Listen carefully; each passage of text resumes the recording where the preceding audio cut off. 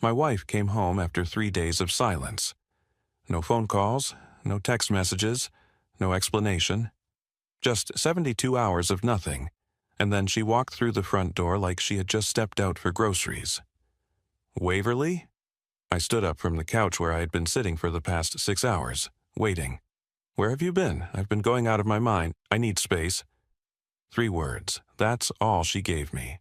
Space? You disappeared for 3 days. The kids have been asking where Mommy is. I filed a missing persons report. I called every hospital in the city. I'm sorry, I needed to think. She wouldn't look at me. That was the first thing I noticed. My wife, who had always met my eyes with that fierce directness I loved, was staring at the floor like it held the answers to questions I didn't know how to ask. Think about what? Waverly, talk to me. Whatever's going on, we can work through it together. That's what we do. That's what we've always done. Not this time. She walked past me, up the stairs, into our bedroom. The door closed. The lock clicked. I stood there in the living room of the house we had built together over 14 years, listening to the silence, feeling something cold settle in my chest. Something was wrong. Something was very, very wrong. 1 week later, I was served divorce papers. The process server came to my office, a young guy in a cheap suit who handed me the envelope with a practiced neutrality that suggested he had done this 1,000 times before. Callahan Trask. That's me. You've been served. I opened the envelope in my car, sitting in the parking lot, reading the words that would end my marriage. Irreconcilable differences. Petitioner seeks dissolution of marriage, division of assets, custody arrangement. Custody, Clover and Beckett. Our children, 12 and 9 years old. The lights of my life. The reason I got up every morning, the people I would die to protect. Waverly wanted to take them from me. I drove home in a fog, found Waverly in the kitchen, making dinner like nothing was happening, like she hadn't just detonated a bomb in the center of our lives. You're divorcing me? She didn't turn around, just kept stirring whatever was in the pot, her back rigid, her shoulders tense. Yes. Why? I told you, I need space. Space is a vacation, Waverly. Space is sleeping in separate rooms for a few weeks. This is divorce. This is ending our family. I deserve to know why. Silence. Is there someone else? More silence. Then quietly, no. Then what? What happened? What changed? We were happy. I thought we were happy. She finally turned to face me. Her eyes were red, like she had been crying, but her expression was closed, guarded, a wall I couldn't see past. Please, Callahan, just sign the papers. Don't make this harder than it has to be. Don't make this harder. You're taking everything from me. My wife, my home, my children, and you won't even tell me why? I can't explain. I need this to be over. I stared at her. At this woman I had loved for 14 years, shared a bed with, raised children with, built a life with. She looked like a stranger. Fine. I walked to the dining room table, pulled out the divorce papers and signed every page. Waverly's face flickered. Surprise, maybe, or relief, or something else I couldn't identify.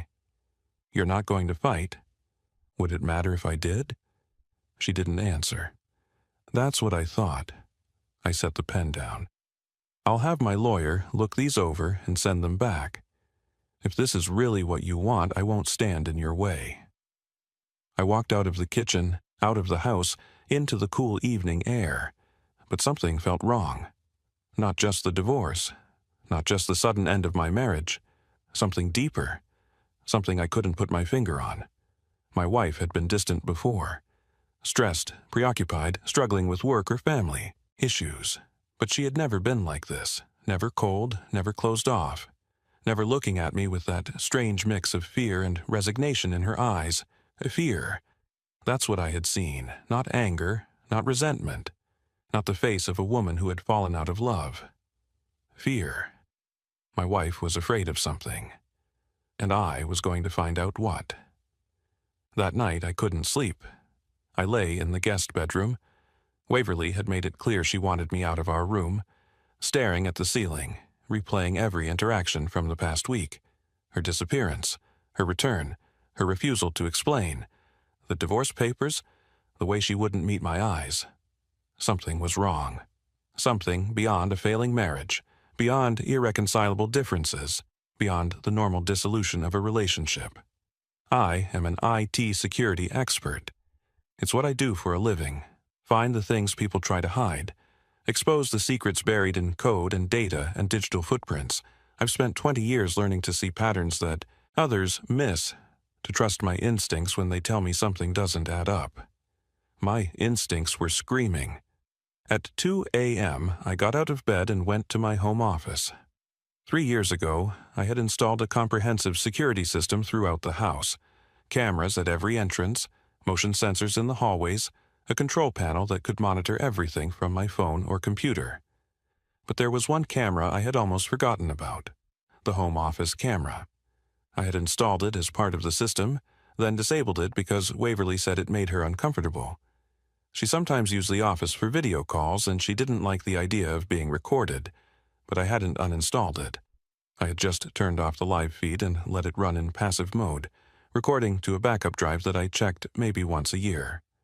I pulled up the footage from the past 2 weeks, fast-forwarded through hours of empty room, occasional glimpses of myself working at the desk, nothing unusual, and then I saw it.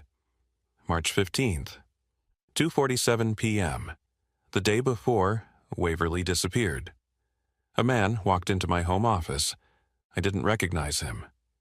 Tall, well-dressed, silver hair, the kind of confident bearing that suggested money and power. He moved through my house like he owned it, like he had every right to be there. Waverly followed him into the room. She looked terrified. I turned up the audio. "Sit down, Waverly." His voice was smooth, controlled, the voice of a man who was used to being obeyed. "Dorian, please, we can talk about this. Sit down." She sat. He pulled out his phone, held it up so she could see the screen. I couldn't make out what was on it from the camera angle, but Waverly's reaction told me everything I needed to know. Her face went white. Her hands flew to her mouth. She made a sound, something between a gasp and a sob, that I had never heard from her before. "No," she whispered. "No, you can't. I can do whatever I want, Waverly. I've had these for 15 years. I've been waiting for the right moment to use them. Please, please, Dorian, I'll do anything. Yes, you will." He smiled. It was the coldest smile I had ever seen. "Here's what's going to happen. You're going to disappear for a few days. When you come back, you're going to tell your husband you need space. Then you're going to file for divorce." "I can't. Callahan will never—" "Callahan will do exactly what you tell him to do, if you play your part correctly. And you will play your part, Waverly, because if you don't—" He held up the phone again. "Your husband sees everything. Your children see everything. Your employer sees everything. Everyone you've ever known will watch you." "Stop!" She was crying now, tears streaming down her face. "Please stop. I'll do it. I'll do whatever you want. Just please, don't show him. Don't let him see." "That's a good girl." Dorian pocketed his phone. "I'll be in touch with the details, and Waverly, don't even think about telling anyone. If I find out you've spoken to your husband, to a lawyer, to anyone, I release everything. Immediately. Do you understand?" She nodded, unable to speak. I said, "Do you understand?" "Yes." Her voice was barely a whisper. "I understand." He left. Waverly sat there for a long time, alone in my office, crying silently into her hands. I watched the footage 3 times. Then I picked up my phone and called my lawyer. "Marlowe, it's Callahan Trask. We need to talk." "Callahan, it's 3 in the morning. I know, and I'm sorry, but this can't wait." "What's going on?" I took a breath. "We're not getting divorced, not yet. I just saw something that changes everything." Marlowe Vickers was at my house by 5 a.m. She was a sharp woman in her mid-40s, the kind of lawyer who had seen everything and was surprised by nothing. We had worked together on several corporate security cases, and I trusted her completely. "Show me," she said. I played the footage. She watched in silence, her face growing more grim with each passing minute. When it was over, she sat back and let out a long breath. Your wife isn't leaving you because she wants to. No, she's being blackmailed. Yes. By this man, Dorian. Do you know who he is? Not yet, but I'm going to find out. Marlowe nodded slowly. This changes everything, Callahan. If she signed those divorce papers under duress, if she's being coerced, then the entire proceeding is fraudulent. We can have it thrown out. That's not what I'm worried about right now. Then what? My wife has been carrying this for a week, maybe longer. She's been living in terror, trying to protect me and our children from something she's ashamed of, and she's been doing it alone. I stood up, walked to the window. I need to know what he has on her. I need to understand what happened 15 years ago, and I need to stop him. Have you talked to Waverly? Not yet. I wanted to understand the situation first. I wanted to have a plan. Good. Marlowe pulled out her laptop. Let's start with what we know. The man's name is Dorian. He mentioned having these for 15 years, which suggests some kind of recordings or photographs. He's using them to force Waverly into a divorce, which means he wants something from her. Money, probably. She files for divorce, takes half of everything in the settlement, and then he takes it from her. Marlowe's eyes were cold. This isn't just blackmail, Callahan. This is a long-term predator, someone who's been waiting, planning, preparing for the moment when he could use his leverage. Can we find him, track him down? With the security footage, we have his face. I can run it through some databases, see if we get a hit. But Callahan, she looked at me. You need to tell your wife. She needs to know you're on her side. I know, but not yet. Not until I have enough to protect her. Right now, she's terrified that I'll see whatever he's holding over her. If I confront her before I have a plan, she might panic. She might run. She might do something desperate. So, what's your move? I sat back down, looked at the frozen image on my screen, Dorian's face, that cold smile. First, I find out who he is, then I find out what he has, then I find out if there are others. Others? Men like this don't stop at one victim. If he's been doing this for 15 years, there are other women, other lives he's destroyed. Marlowe nodded. And if you find them, then we build a case, not just for Waverly, for everyone he's hurt. I looked at my lawyer. This man thought he could destroy my family. He thought he could use my wife's past to tear apart everything we've built. He was wrong. What do you need from me? Everything you can find on the legal side. Blackmail statutes, extortion laws, revenge porn legislation. Whatever he's done, there has to be a way to put him in prison for it. Consider it done. She closed her laptop. And Callahan, be careful. Men like this, they don't give up easily. If he finds out you know, things could get dangerous. Let him come. I looked back at the screen. I've been waiting my whole career for someone like him. Let me tell you about my wife. I met Waverly in the summer of 2009. I was 30 years old, recently promoted at my company, finally feeling like I had my life together. She was 25, working at a marketing firm, rebuilding herself after what she vaguely described as a difficult few years. We met at a wedding. Mutual friends, open bar, one of those perfect summer evenings where the air smells like flowers and possibility. She was standing by the dessert table, looking slightly lost, and I walked over to introduce myself. The cake is better than it looks, I said. She smiled. Is that your professional opinion? Absolutely. I have a PhD in wedding pastries. She laughed, and I was done for. We talked for 3 hours that night. Missed the bouquet toss, the garter throw, most of the dancing. Just stood in a corner of the reception hall, learning each other, building the foundation of something neither of us expected. 6 months later, we were engaged. A year after that, we were married. Waverly told me early on that she had a past she wasn't proud of. Bad relationships, poor decisions, a period in her mid-20s when she had lost her way. She didn't give me details and I didn't push. We all have chapters we'd rather not read aloud. What mattered to me was who she was now. Kind, strong, fiercely protective of the people she loved. A devoted mother who would do anything for Clover and Beckett. A partner who stood beside me through every challenge, every setback, every triumph. 14 years, 2 children, a life built on trust and respect, and the simple, profound belief that we were better together than apart. And now I understood she hadn't been leaving me because she stopped loving me. She had been leaving me to protect me, to protect our children, to keep us from seeing whatever Dorian held over her. She had been willing to lose everything, her marriage, her home, her family, just to spare us the pain of knowing her secrets. That wasn't betrayal, that was love. Misguided, desperate, heartbreaking love. And I was going to save her from it. It took me 3 days to identify Dorian Slade. The security footage gave me his face. A reverse image search gave me his name. A deep dive into public records gave me his history. Dorian Slade, 48 years old. Former investment banker, now running a consulting firm that seemed to have no clients and no revenue. Married to a woman named Annalisa for 22 years. 2 homes, one in the city, one in the Hamptons. Country club membership, luxury cars, all the trappings of wealth. But the money didn't add up. His banking career had ended in 2015 amid whispers of impropriety that never quite became scandals. Since then, his income had been sporadic at best, yet his lifestyle hadn't changed. Someone was funding him.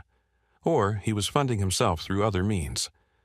I dug deeper, court records, civil suits, restraining orders, and there it was. In 2018, a woman named Teresa Colvin had filed a complaint against Dorian Slade, alleging harassment and extortion.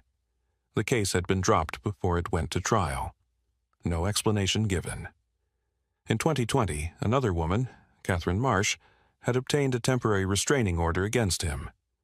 It expired after 6 months and was never renewed. In 2022, a third woman, Simone Hartley, had filed for divorce from her husband just weeks after meeting with Dorian at a charity event. The divorce was finalized in record time, and Simone had reportedly given large sums of money to an unnamed consultant as part of the settlement. A pattern. Dorian Slade had been doing this for years, finding women with secrets, waiting until they had something to lose, then using his leverage to extort money through manufactured divorces. Waverly wasn't his first victim. She might not even be his last. I made contact with Teresa Colvin first. She was hesitant at first, understandably so. A stranger calling out of the blue, asking about the worst experience of her life. But when I explained my situation, when I told her about Waverly and what I had seen on the security footage, she agreed to meet. We sat in a coffee shop in Brooklyn, 2 strangers bound by a common enemy. He recorded me, Teresa said quietly, when I was 23. We had a brief relationship. I didn't know he was married at the time. He told me it was casual, no strings attached. I didn't know he was filming. And he used the recordings to blackmail you? Years later, after I was married, after I had kids, he showed up at my door and said he would send the videos to my husband if I didn't pay him. How much? $50,000, the first time. She looked down at her coffee. Then another 50, then another. By the time I realized it would never stop, I had given him almost $200,000. Why did you drop the complaint? Because he threatened to release the videos anyway. Said if I went to court, he would make sure everyone saw them. My husband, my children, my employer. I couldn't. Her voice broke. I couldn't let my kids see that. I'm sorry. It destroyed my marriage anyway. My husband found out about the payments, thought I was hiding something worse. We divorced 2 years later. She met my eyes. Dorian Slade took everything from me. My money, my marriage, my peace of mind. And there was nothing I could do to stop him. There is now. I told her about the security footage, about the other victims I had found, about my plan to build a case that would put Dorian away forever. Would you testify? If we can get this to trial, would you be willing to tell your story? Teresa was quiet for a long moment. Then she nodded. Yes, for all the women he's hurt, for your wife. She took a breath. Yes, I'll testify. Over the following 2 weeks, I found 4 more victims. Catherine Marsh, Simone Hartley, Jennifer Oakes, Patricia Dunn. All of them had the same story. A relationship with Dorian in their past, sometimes brief, sometimes more serious, that he had secretly recorded. Years of silence, then sudden contact, threats, demands, lives destroyed. Some had paid him hundreds of thousands of dollars. Others had lost their marriages, their careers, their reputations. One woman, Patricia, had attempted suicide after the blackmail became too much to bear. She survived, barely, and she was willing to testify too. I compiled everything: the security footage, the victim statements, the financial records showing payments to Dorian's consulting firm, the pattern of behavior spanning over a decade. Then I took it to the police. Detective Finnegan Holt was a veteran of the Major Crimes Unit, a tired-looking man with sharp eyes and a reputation for taking down predators. He listened to my presentation in silence, flipping through the evidence, his expression growing darker with each page. "This is extensive," he said finally. "It's been going on for years. He's hurt a lot of people." "And your wife? She's one of the victims?" "She is, but she doesn't know I know. I wanted to build the case first. I wanted to make sure there was no way he could wriggle out of this." Holt nodded slowly. "We'll need to interview all the women. Get official statements, but based on what I'm seeing here..." He closed the folder. "We have enough to arrest him." "When?" "Soon. A few days, maybe a week. We need to coordinate with the DA, make sure the charges are solid." He looked at me. "You should talk to your wife, Mr. Trask. She needs to know what's happening. She needs to know she's not alone." "I will, tonight." "Good." He stood, extended his hand. "You did good work here. A lot of people are going to get justice because of what you found. There's only one person I care about." "I know." His grip was firm. "Go take care of her." I found Waverly in the backyard. The kids were at my mother's house. I had asked Cordelia to take them for the night, told her I needed time alone with my wife. She didn't ask questions, just hugged me and said she would pray for us. Waverly was sitting on the bench by the garden, the one we had built together the summer after Clover was born. She looked small in the fading light, her shoulders hunched, her face turned away from the house. I walked over and sat beside her. She tensed, but didn't move. "Callahan, I thought you were staying at your brother's tonight." I changed my mind. "We shouldn't, the divorce. There isn't going to be a divorce." She turned to look at me. Her eyes were red, swollen. She had been crying again. She had probably been crying every night since this began. "What are you talking about?" I pulled out my phone, pulled up the security footage, pressed play. Her face went white. "How did you—" "The office camera. I forgot it was there. So did you." I paused the video. "I know everything, Waverly. I know about Dorian. I know what he's been doing to you. I know about the recordings, the threats, all of it." She was shaking now, tears streaming down her face. "Callahan, I'm so sorry. I never wanted you to see. I was trying to protect you." "I know. It was 15 years ago, before I met you. I was young and stupid, and I didn't know he was married, and I certainly didn't know he was recording." "I know. I should have told you. When we first met, when things got serious, I should have told you everything. But I was so ashamed, and I thought it was over, and I never imagined he would—" "Waverly." I took her hands in mine. "Stop." She stopped. "I don't care about the recordings. I don't care about what you did 15 years ago. I care about you. I care about our family, and I am not going to let this man destroy what we've built. But if he releases them, he won't. Not anymore." I turned her to face me fully. "I found the other victims, Waverly, 5 other women he's done this to. We've built a case, evidence, testimony, everything. The police are going to arrest him. He's going to prison." She stared at me like I was speaking a foreign language. "What?" "It's over. He can't hurt you anymore. He can't hurt anyone. But the recordings are evidence of a crime. He made them without your consent. That's illegal in this state. They won't be released. They'll be sealed as part of the criminal case." Waverly was crying harder now, but something had changed in her face. The fear was still there, but beneath it, hope. Fragile, uncertain hope. You did all of this? For me? Of course I did. You're my wife. You're the mother of my children.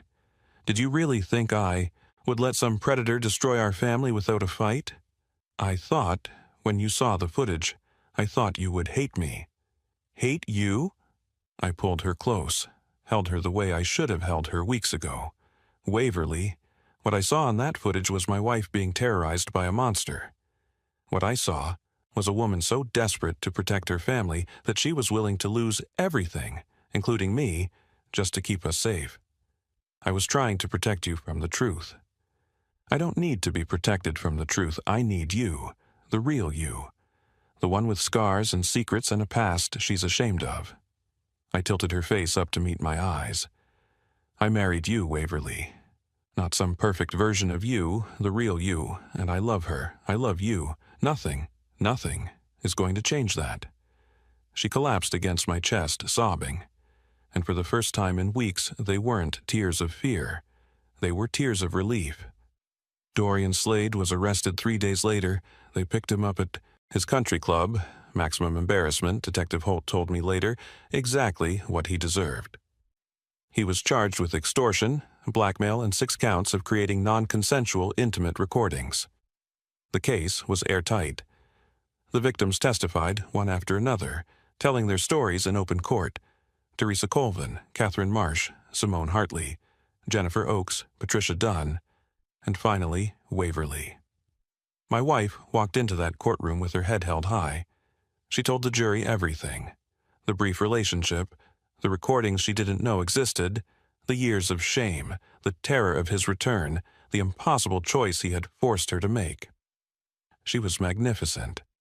Dorian's defense tried to paint the women as willing participants, as scorned lovers seeking revenge.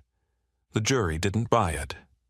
How could they, with 5 different women telling the same story, with security footage showing Dorian threatening Waverly in her own home, with financial records proving decades of extortion payments? Guilty on all counts. 18 years in federal prison.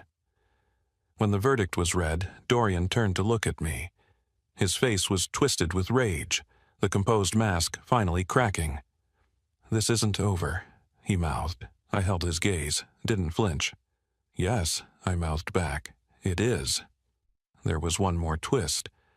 During the investigation, Detective Holt had interviewed Dorian's wife, Annalisa. She had been married to him for 22 years. Surely she knew something about his activities. She knew everything. Not because she was complicit, she wasn't, but because she was a victim too. Dorian had done the same thing to her years ago when they were first dating. Had used the recordings to trap her into marriage, then used them again whenever she tried to leave. She had been his prisoner for over 2 decades, too afraid and too ashamed to ask for help. When the police came to arrest him, she broke down and told them everything, every woman she had watched him target, every payment she had seen him collect, every life she had watched him destroy. Her testimony sealed his fate, and when it was over, when Dorian was finally behind bars, Annalisa filed for divorce. A real divorce this time, one that would set her free. Waverly met with her after the trial. I don't know what they talked about. Waverly never told me the details, but when she came home, her eyes were red from crying. "She saved herself," Waverly said. "After all those years, she finally saved herself." "You both did." "No." She looked at me. "You saved me, Callahan. I was ready to lose everything. I was ready to walk away from you, from the kids, from our entire life. And you didn't let me. I couldn't let you. I love you too much." She kissed me then. The first real kiss since before her disappearance. It tasted like tears and relief and the beginning of something new. "I love you too," she whispered. "I always have. Even when I was trying to leave. Especially then." 2 years have passed since that night in the backyard. I'm 47 now, still living in the same house, but it feels different now. Lighter, like a weight has been lifted that I didn't even know we were carrying. Waverly is 42.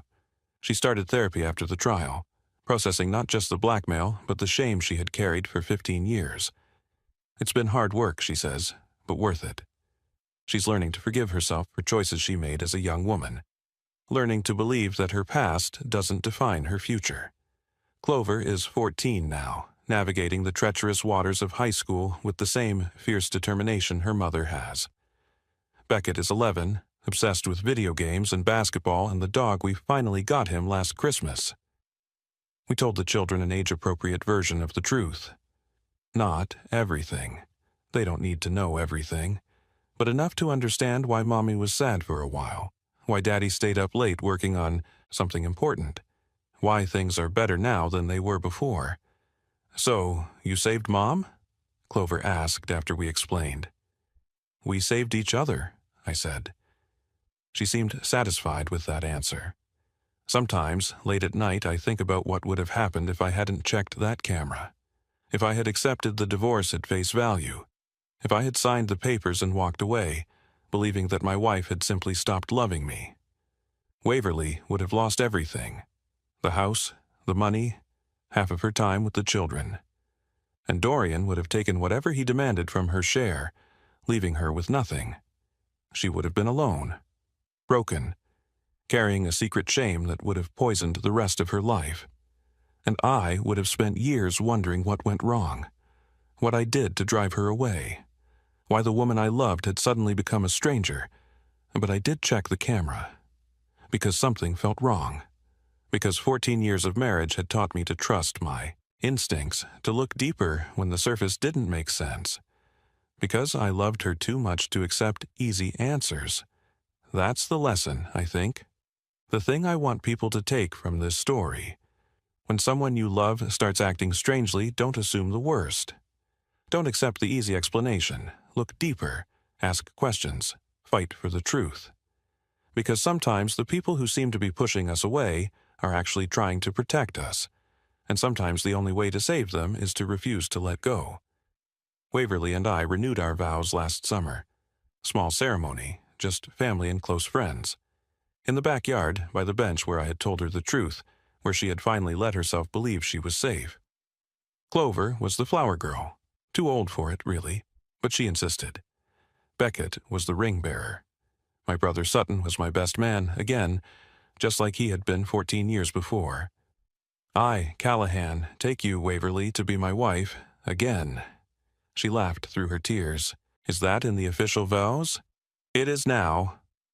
I slid the ring onto her finger, a new one, chosen together, a symbol of the marriage we were building now, not the one we had almost lost. I knew who you were when I married you, I said, departing from the script we had prepared. I knew you had a past you weren't proud of. I didn't need to know the details, I just needed to know you. Waverly squeezed my hands. But now I know everything. Every secret, every scar, and I love you more than I did on our first wedding day. Because I've seen what you're willing to sacrifice for the people you love. I've seen your strength, your courage, your fierce determination to protect this family. I reached up and wiped a tear from her cheek. So I take you, Waverly, all of you, the past and the present and whatever future we build together. No more secrets, no more shame, just us. Forever. She kissed me before I finished speaking. The guests applauded, the children cheered, my mother was crying. My brother was grinning, and I was home. Finally, truly home. Thank you for listening to my story. I know it's not the story you expected. When a wife disappears for 3 days, demands space, and files for divorce, the obvious assumption is betrayal. The obvious emotion is anger. But the obvious assumption isn't always right. My wife wasn't leaving me because she didn't love me. She was leaving because she loved me too much. Too much to let me see the shame she had carried for 15 years. Too much to watch my face when I learned the truth about her past. She was trying to protect me by pushing me away. And I almost let her. But something felt wrong. And I trusted that feeling. I checked a camera I had forgotten about and I saw the truth. My wife wasn't a villain. She was a victim. Trapped by a predator who had waited 15 years to spring his trap. We're not getting divorced, not yet. That's what I told my lawyer when I saw the footage, not because I was giving up, not because I was surrendering, because I finally understood what was really happening, and I wasn't going to let it destroy us. Now, I want to ask you something. What would you do if you discovered your spouse wasn't betraying you, but being blackmailed? Would you fight for them, even if it meant learning secrets they were ashamed of? Would you risk everything to save a marriage that seemed to be ending? Have you ever judged someone before knowing the full story? Drop your answer in the comments. I read every single one. If this story moved you, hit that like button. Share it with someone who needs to hear it, especially anyone who has ever felt like they had to face their problems alone. Comment your thoughts below, and subscribe to the channel so you never miss another story. I'll see you in the next one. It's a Sunday morning now. Waverly is still asleep. The house is quiet. Beckett is at a sleepover, and Clover is probably texting her friends from her room. I'm sitting in the kitchen with my coffee, watching the sunrise through the window, thinking about everything we've been through. My wife disappeared for 3 days. She came back and asked for a divorce. I signed the papers without a fight, but something felt wrong. So I checked a camera I had forgotten about, and what I saw changed everything. Not because it showed me my wife's secrets, but because it showed me her fear, and I realized that the woman I loved wasn't running from me. She was trying to save me, so I saved her instead. That's what marriage is, I think. Not the good times, not the easy days, not the moments when everything is perfect. Marriage is the choice you make when everything is falling apart, the choice to fight instead of surrender, the choice to look deeper instead of accepting easy answers, the choice to love someone completely. Secrets and scars and all. I made that choice 2 years ago. I'll make it again tomorrow. And every day after that, forever. Floor to the top floor, and that is my exercise, and then I get the sunlight on the rooftop. So after I walk from my floor to the rooftop, I'm usually feeling pretty hot from the exercise. And then I stand on the rooftop for about 5 or 10 minutes, get the sunlight. Then I go back down. I brew a coffee with the Vietnamese phin. In English, maybe it's just called the Vietnamese coffee filter, or we call it a Vietnamese drip coffee. So I brew one of those with a little bit of condensed milk and a pinch of salt. And then while that's brewing, I will maybe go on my computer, plan my day, check the tasks that I have to do, usually some form of work. Because early in the morning, I'm still in a relaxed mood, and in the morning, I feel like it's easier to focus. So when my coffee's ready, I drink my coffee, and then sometimes I will do a quick workout. Like before, it was only a short, small workout. And then after I drink the coffee, I'm like, ooh, I'm pumped up. So then maybe I'll do a workout. And then after that, often I will eat and then go to work. So what I eat in the morning is pretty much only 2 things. It is either pho or